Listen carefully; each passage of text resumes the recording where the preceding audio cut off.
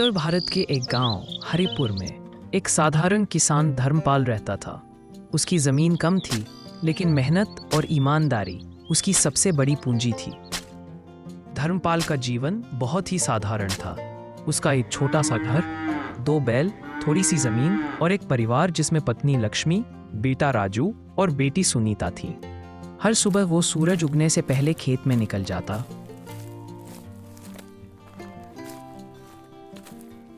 और दिन ढलने तक मेहनत करता।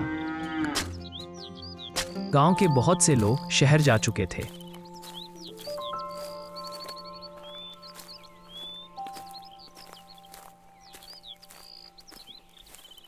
लेकिन धर्मपाल को अपनी मिट्टी से बहुत प्रेम था।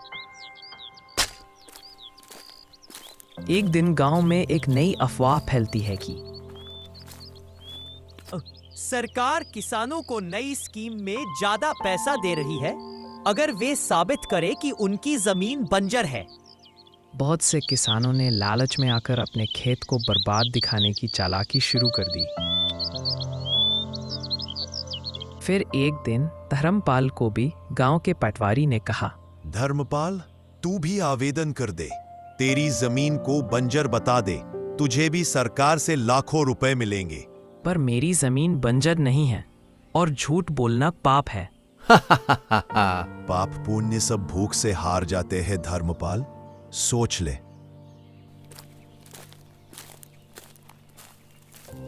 फिर धर्मपाल सोचते हुए अपने घर की ओर जाता है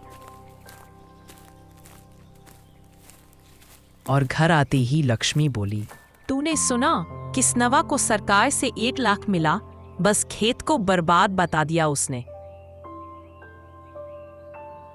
राजू, जो अब जवान हो चुका था, अपने दोस्त के साथ बात करते हुए बोला, बाबा, हमें भी करना चाहिए, गांव के सारे लोग कर रहे हैं। धर्मपाल चुप रहा। अगले दिन भी वह खेत पर गया। पसीना बहाया, लेकिन उसके मन में सवालों का झंझावात चल रहा था। फिर शाम को वो घर लौटा। उसके घर आते ही फिर से लक्ष्मी बोली, राजू की शादी करनी है, बेटी को दहेज देना होगा, ऐसे में तेरी ईमानदारी हमारे किसी काम की नहीं। धर्मपाल ने गुस्से में जवाब दिया, तो क्या मैं झूठ के दम पर अपनी औलाद को पालूं? क्या हम खुद को धोखा दें? हम सब भूखे हैं। धर्मपाल, सच्चाई पेट नहीं भरती। धर्मपाल बिना कुछ बोले बाहर चला आया और बैठे बैठे सोचने लगा कि अब मैं क्या करूं। फिर थोड़े दिन तक यही सब चलता रहा। वो रोज सुबह खेत जाता, दिन भर पसीना बहाता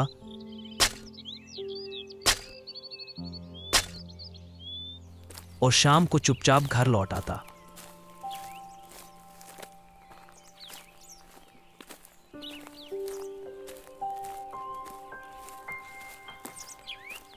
घर के दरवाजे पर झूलती खामोशी हर शाम उसका इंतजार करती थी। घर में सभी ने उससे बात करना बंद कर दिया था। कुछ दिन बाद धर्मपाल हार मान गया। वो पटवारी के पास गया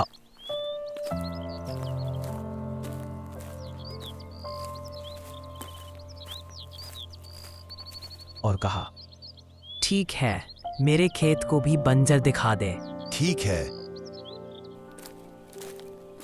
फिर धर्मपाल और पटवारी गांव की सरकारी ऑफिस की ओर चल पड़े।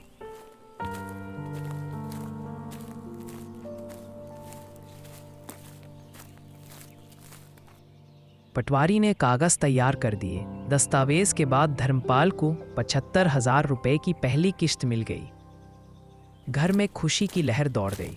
लक्ष्मी ने नया फ्रिज खरीदा, राजू ने मोबाइल और मोटरसाइकिल ली। लेकिन धर्मपाल को चैन नहीं मिल रहा था।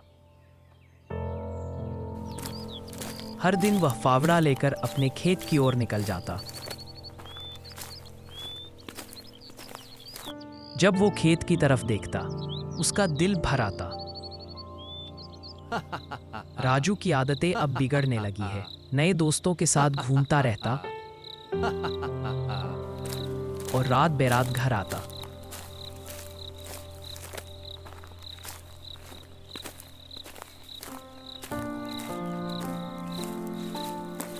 धर्मपाल ने उसे टोका तो बोला, पैसे तेरे नहीं हैं, सरकार के हैं, और अब मैं बड़ा हो गया हूं, मुझे मत सिखाओ।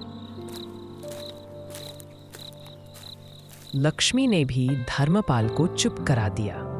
अब जमाना बदल गया है, तू अपने उसूलों में ही जिंदा रहेगा क्या? धर्मपाल चुप हो गया।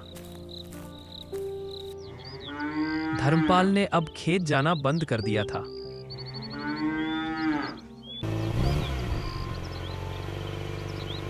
कुछ महीने बाद गांव में सरकारी टीम आई। सब लोग इकट्ठा होने लगे। जिसकी जमीन बंजर बताई गई थी, अब उसका सत्यापन किया जाएगा। और पंचायत में बताया गया कि भूमि सत्यापन अभियान शुरू किया जा रहा है। गांव में भूमि सत्यापन अभियान शुरू हो रहा है। राजू डरने लगा, कहीं सब सामने ना आ जाए। देखते ही देखते फिर धर्मपाल के खेत की बारी आ गई।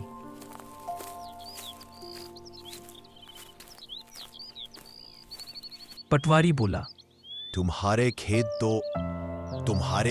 तो हरे भरे हैं। ये तो धोखा है, केस चलेगा तुम पर। धर्मपाल हक्का बक्का रह गया। आखिर जांच में पता चला कि धर्मपाल ने झूठा आवेदन किया। उस पर धोखाधड़ी का केस दर्ज हुआ। 75,000 रुपए वापस मांगे गए और पंचायत में उसे झूठा किसान कहा गया। गांव वालों ने भी ताना मारा। जिस धर्मपाल को हम ईमानदारी की मिसाल मानते थे, वो भी निकला ढोंगी। धर्मपाल सिर झुकाए अपने घर की ओर निकल गया।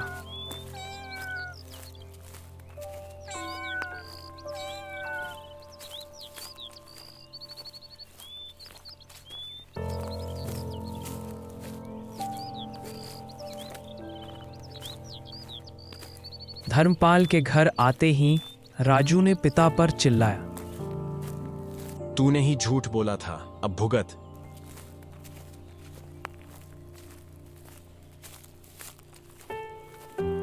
धर्मपाल को समझ नहीं आया कि बेटा उसकी गलती का बोझ उस पर ही डाल रहा है। लक्ष्मी ने भी साथ छोड़ दिया।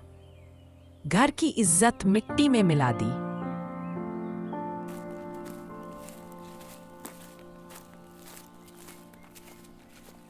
धर्मपाल टूट चुका था। वो खेत चला गया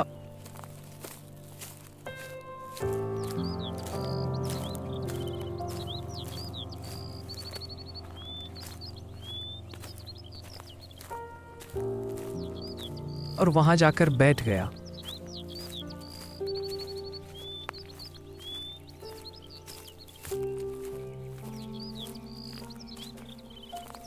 अचानक उसके पुराने बैल उसके पास आकर बैठ गए।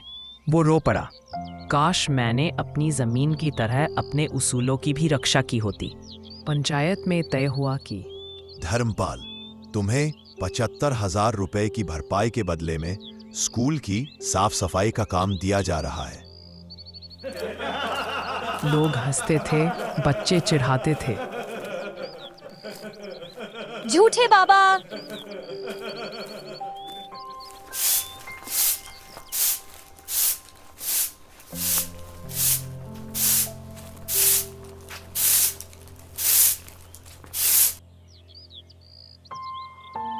लेकिन कुछ ही महीनों में धर्मपाल ने स्कूल को इतना सुंदर बना दिया कि जिले से प्रशंसा पत्र आया। नई कलेक्टर ने कहा, हम धर्मपाल जैसे मेहनती और ईमानदार व्यक्ति को सम्मानित करना चाहते हैं।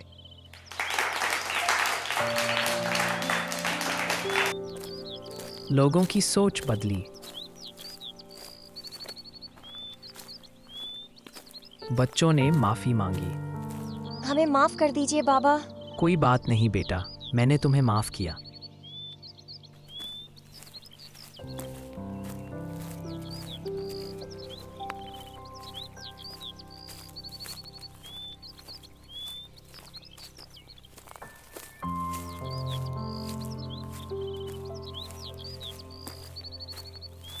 धर्मपाल के घर आते ही राजू ने कहा, बाबा, मैं भी खेत संभालना चाहता हूं, अब सच के साथ। धर्मपाल मुस्कुराया। अब राजू भी अपने बाबा के साथ मिलकर मेहनत करने लगा था।